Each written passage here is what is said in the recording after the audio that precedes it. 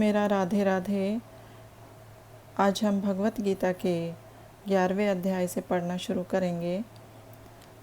उससे पहले मैं आपको बताना चाहती हूँ कि भगवत गीता में 700 श्लोक हैं, जिसमें से श्री कृष्ण जी ने 574 श्लोक बोले थे, 84 श्लोक अर्जुन ने और 41 श्लोक संजय ने।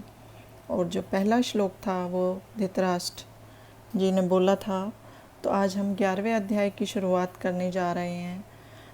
विराट रूप ये इस प्रकार है। अर्जुन ने कहा, आपने जिन अत्यंत गूढ़ आध्यात्मिक विषयों का मुझे उपदेश दिया है, उसे सुनकर अब मेरा मोह दूर हो गया है। हे कमल नयन, मैंने आपसे प्रत्येक जीव की उत्पत्ति तथा लय के विषय में विस्तार से सुना है और आपकी अक्षय महिमा का अनुभव किया है। हे पुरुषोत्तम, हे परमेश्वर, यद्यपि आपको मैं अपने समक्ष आपके द्वारा वर्णित आपके वास्तविक रूप में देख रहा हूँ, किंतु मैं ये देखने का इच्छुक हूँ कि आप इस दृश्य जगत में किस प्रकार प्रविष्ट हुए हैं। मैं आपके उसी रूप का दर्शन करना चाहता हूँ। भगवान ने यह कहा कि उन्होंने अपने साक्षात स्वरूप में ब्रह्मांड के भीतर प्रवेश किया है। फलतः यह दृश्य जगत संभव हो सकता है और चल रहा है। जहाँ तक अर्जुन का संबंध है, वह कृष्ण के कथनों से प्रोत्साहित है, किंतु भविष्य में उन लोगों को विश्वास दिलाने के लिए जो कृष्ण को सामान्य पुरुष सोच सकते हैं, अर्जुन चाहता है कि वह भगवान को उनके विराट रूप में देखे, जिससे वे ब्रह्मांड के भीतर से काम करते हैं। यद्यपि वे इससे पृथक हैं, अर्जुन द्वारा भगवान के लिए पुरुषोत्तम संबोधन भी महत्वपूर्ण है। चूँकि वे भगवान हैं, इसलिए वे स्वयं अर्जुन के भी भीतर उपस्थित हैं। अतः वे अर्जुन की इच्छा को जानते हैं। वे ये समझते हैं कि अर्जुन को उनके विराट रूप का दर्शन करने की कोई लालसा नहीं है, क्योंकि वे उनको साक्षात देखकर पूर्णतया संतुष्ट हैं। किंतु भगवान यह भी जानते हैं कि अर्जुन अन्यों को विश्वास दिलाने के लिए ही विराट रूप का दर्शन करना चाहता है। अर्जुन को इसकी पुष्टि के लिए कोई व्यक्तिगत इच्छा न थी, किंतु कृष्ण यह भी जानते हैं कि अर्जुन विराट रूप का दर्शन एक आदर्श स्थापित करने के लिए करना चाहता है, क्योंकि भविष्य में ऐसे अनेक धूर्त होंगे जो अपने आप को ईश्वर का अवतार बताएंगे। अतः लोगों को सावधान रहना होगा।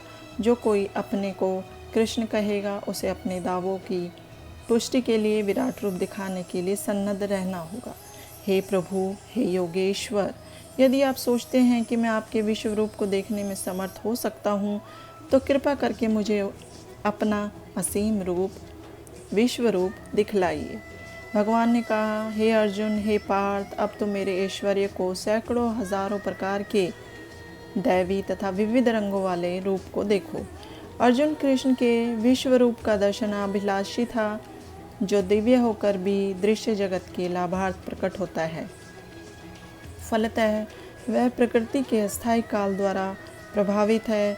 जिस प्रकार प्रकृति प्रकट अप्रकट है, उसी तरह कृष्ण का यह विश्व रूप भी प्रकट तथा अप्रकट होता रहता है।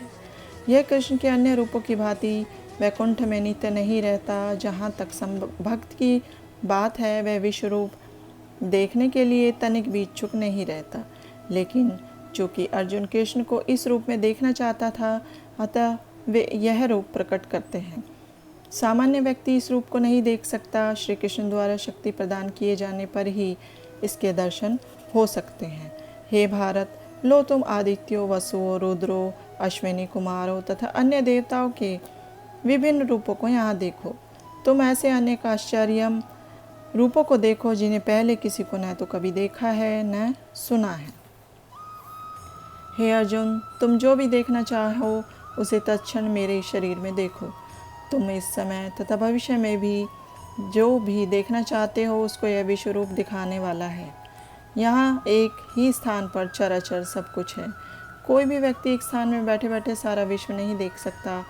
यहाँ तक कि बड़े से बड़ा वैज्ञानिक भी यह नहीं देख सकता कि ब्रह्मांड के अन्य भागों में क्या हो रहा है। किंतु अर्जुन जैसा भक्त यह देख सकता है कि सारी वस्तुएं जगत में कहाँ कहाँ स्थित है। कृष्ण उसे शक्ति प्रदान करते हैं, जिसे वह भूत, वर्तमान तथा भविष्य जो कुछ देखना चाहे देख सकता है। इस तरह अर्जुन कृष्ण के अनुग्रह से सारी वस्तुएं देखने में समर्थ है। किंतु तुम मुझे अपनी आंखों से नहीं देख सकते, अतः मैं तुम्हें दिव्य आंखें दे रहा हूँ। अब मेरे योग ऐश्वर्य को देखो। शुद्ध भक्त कृष्ण को उनके दो भुजी रूप के अतिरिक्त अन्य किसी भी रूप में देखने की इच्छा नहीं करता। भक्त को भगवत कृपा से ही उनके विराट रूप का दर्शन दिव्य चक्षुओं से करना होता है, न कि मन से। कृष्ण के विराट रूप का दर्शन करने के लिए अर्जुन से कहा जाता है कि वह अपने मन को नहीं अपितु दृष्टि को बदले। कृष्ण का यह विराट रूप कोई महत्वपूर्ण नहीं है, यह बाद के श्लोकों से पता चल जाएगा। फिर भी चूंकि अर्जुन इसका दर्शन करना चाहता था, अतः भगवान ने उसे इस विराट रूप को देखने के लिए विशिष्ट दृष्टि प्रदान की। जो भक्त कृष्ण के साथ दिव्य संबंध में बंधे हैं, वे उनके ऐश्वर्यों के ईश्वर विहीन प्रदर्शनों से नहीं अपितु उनके प्रेम में स्वरूपों से आकृष्ट होते हैं। कृष्ण के बाल संगी, कृष्ण के सखा तथा कृष्ण के माता पिता यह कभी नहीं चाहते कि कृष्ण उन्हें अपने ऐश्वर्यों का प्रदर्शन कराए। वे तो शुद्ध प्रेम में इतने निमग्न रहते हैं कि उन्हें पता ही नहीं चलता कि कृष्ण भगवान हैं। वे प्रेम के आदान प्रदान में इतने विभोर रहते हैं कि वे भूल जाते हैं श्री कृष्ण परमेश्वर है। श्रीमद् भागवत में कहा गया है कि कृष्ण के साथ खेलने वाले बालक अत्यंत पवित्र आत्माएं हैं और कृष्ण के साथ इस प्रकार खेलने का अवसर उन्हें अनेकानेक जन्मों के बाद प्राप्त हुआ है। ऐसे बालक यह नहीं जानते कि कृष्ण भगवान हैं, वे उन्हें अपना निजी मित्र मानते हैं। अतः सुखदेव गोस्वामी यह श्लोक सुनाते हैं। यह वह परम पुरुष है जिसे ऋषिगण निर्विशेष ब्रह्म करके मानते हैं, भक्तगण भगवान मानते हैं और सामान्य जन प्रकृति से उत्पन्न हुआ मानते हैं। ये बालक जिन्होंने अपने पूर्व जन्मों में अनेक पुण्य किए हैं, अब उसी भगवान के साथ खेल रहे हैं। संजय ने कहा, हे राजा, इस प्रकार कहकर महायोगेश्वर भगवान ने अर्जुन को अपना विश्व रूप दिखलाया। अर्जुन ने उस विश्व रूप में असंख्य मुख, असंख्य नेत्र तथा असंख्य आश्चर्य में दृश्य देखे। यह रूप अनेक देवी आभूषणों से अलंकृत था और अनेक दैवी हथियार उठाए हुए था। यह देवी मालाएं तथा वस्त्र धारण किए था और उस पर अनेक दिव्य सुगंधियाँ लगी थी। सब कुछ आश्चर्यमय, तेजमय, असीम तथा सर्वत्र व्यापक था। इन दोनों श्लोकों में अनेक शब्द का बारंबार प्रयोग हुआ है, जो यह सूचित करता है कि अर्जुन जिस रूप को देख रहा था उसके हाथों, मुखों, पांवों की कोई सीमा न थी। ये रूप सारे ब्रह्मांड में फैले हुए थे, किंतु भगवत कृपा से अर्जुन उन्हें एक स्थान पर बैठे बैठे देख रहा था। यह सब कुछ कृष्ण की अचिंत्य शक्ति के कारण था। यदि आकाश में हजारों सूर्य एक साथ उदय हो तो उनका प्रकाश शायद परम पुरुष के इस विश्व रूप के तेज की समता कर सके। उस समय अर्जुन भगवान के विश्व रूप में एक ही स्थान पर स्थित हजारों भागों में विभक्त ब्रह्मांड के अनंत अंशों को देख सका। तब मोहग्रस्त एवं आश्चर्यचकित रोमांचित हुए अर्जुन ने प्रणाम करने के लिए मस्तक झुकाया और वह हाथ जोड़कर भगवान से प्रार्थना करने लगा। एक बार दिव्य दर्शन हुआ नहीं कि कृष्ण तथा अर्जुन के पारस्परिक संबंध तुरंत बदल गए।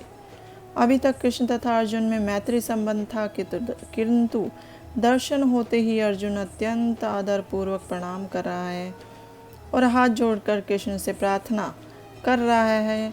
वह उनके विश्व रूप की प्रशंसा कर रहा है। इस प्रकार अर्जुन का संबंध मित्रता का न रहकर आश्चर्य का बन जाता है। बड़े बड़े भक्त कृष्ण को समस्त संबंधों का आगार मानते हैं।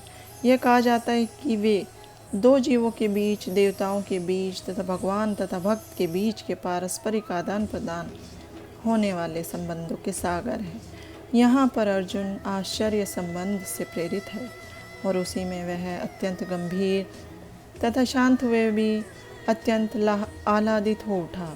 उसके रोम रोम खड़े हो गए और वह हाथ के आश्चर्य से अभिभूत था। इस समय तो उसके समक्ष आश्चर्य था और उसकी प्रेम पूर्ण मित्रता आश्चर्य से अभिभूत थी। अतः उसकी प्रतिक्रिया इस प्रकार हुई। अर्जुन ने कहा, हे भगवान कृष्ण, मैं आपके शरीर में सारे देवताओं तथा अन्य विविध जीवों को एकत्र देख रहा हूँ। मैं कमल परासीन ब्रह्मा, शिवजी तथा समस्त ऋषियों एवं दिव्य सर्पों को देख रहा हूँ। हे विश्वेश्वर, हे विश्वरूप, मैं आपके शरीर में अनेकानेक हाथ, पेट, मुंह तथा आंखें देख रहा हूँ, जो सर्वत्र फैले हैं और जिनका अंत नहीं है। आप में न तो अंत दिखता है, न मध्य और न आदि। आपके रूप को उसके चकाचौंध तेज के कारण देख पाना कठिन है, क्योंकि वह प्रज्वलित अग्नि की भांति अथवा सूर्य के अपार प्रकाश की भांति चारों ओर फैल रहा है। तो भी मैं इस तेजोमय रूप को स्वतंत्र सर्वत्र देख रहा हूँ, जो अनेक मुकुटों, गदाओं तथा चक्रों से विभूषित है। आप परम आद्य देय वस्तु हैं। आप उस ब्रह्मांड के परम आधार आश्रय हैं। आप अपव्यय तथा पुराण पुरुष हैं। आप सनातन धर्म के पालक भगवान हैं। यही मेरा मत है। आप यदि आपादि, मध्य तथा अंत से रहित हैं। आपका यश अनंत है। आपकी असंख्य भुजाएं हैं और सूर्य तथा चंद्रमा आपकी आँखें हैं। मैं आपके मुख से प्रज्वलित अग्नि निकलते और आपके तेज से इस संपूर्ण ब्रह्मांड को जलते हुए देख रहा हूँ। यद्यपि आप एक हैं, किंतु आप आकाश तथा सारे लोकों एवं उनके बीच के समस्त अवकाश में व्याप्त हैं। हे महापुरुष, आपके इस अद्भुत तथा भयानक रूप को देखकर सारे लोग भयभीत हैं। देवों का सारा समूह आपकी शरण ले रहा है और आप में प्रवेश कर रहा है। उनमें से कुछ अत्यंत भयभीत होकर हाथ जोड़े आपकी प्रार्थना कर रहे हैं। महर्षियों तथा सिद्धों के समूह कल्याण हो कहकर वैदिक स्रोतों का पाठ करते हुए आपकी स्तुति कर रहे हैं। शिव के विविध रूप आदित्यगण, वासु, मत्साध्य, विश्वदेव, दोनों अश्विनी कुमार, मरुदगण, पितृगण, गंधर्व, यक्ष, असुर तथा सिद्धदेव सभी आपको आश्चर्यपूर्वक देख रहे हैं। हे महाबाहु, आपके इस अनेक मुख, नेत्र, बाहु, जंघा, पांव, पेट, भयानक दांतों वाले विराट रूप को देखकर देवतागण सहित सभी लोग अत्यंत विचलित हैं और उन्हीं की तरह मैं भी हूँ। हे सर्वव्यापी विष्णु, नाना ज्योतिर्मय रंगों से युक्त आपको आकाश का स्पर्श करते हुए मुख फैलाए तथा बड़ी बड़ी चमकती आंखें निकाले देखकर भय से मेरा मन विचलित है। मैं न तो धैर्य धारण कर पा रहा हूँ और न मानसिक संतुलन ही पा रहा हूँ। हे देवेश, हे जगन्निवास, आप मुझ पर प्रसन्न हो। मैं इस प्रकार से आपके प्रलयाग्नि स्वरूप मुखों को तथा विकराल दांतों को देखकर अपना संतुलन नहीं रख पा रहा। मैं सब ओर से मोहग्रस्त हो रहा हूँ। धृतराष्ट्र के सारे पुत्र अपने समस्त सहायक राजाओं सहित तथा भीष्म, द्रोण, कर्ण एवं हमारे प्रमुख योद्धा भी आपके विकराल मुख में प्रवेश कर रहे हैं। उनमें से कुछ के शिरों को तो मैं आपके दांतों के बीच चूर्णित हुआ देख रहा हूँ। जिस प्रकार नदियों की अनेक तरंगे समुद्र में प्रवेश करती हैं, उसी प्रकार ये समस्त महान योद्धा भी आपके प्रज्वलित मुखों में प्रवेश कर रहे हैं। हे विष्णु, मैं देखता हूँ कि आप अपने प्रज्वलित मुखों से सभी देवताओं के लोगों को निगले जा रहे हैं।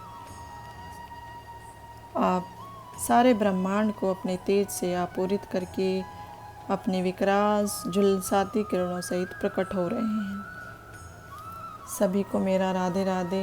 आज हमने 30वें श्लोक तक पढ़ा है। अब हम नेक्स्ट वीडियो में 31वें श्लोक से शुरुआत करेंगे। आप सभी को मेरी ओर से राधे राधे। जय श्री कृष्ण।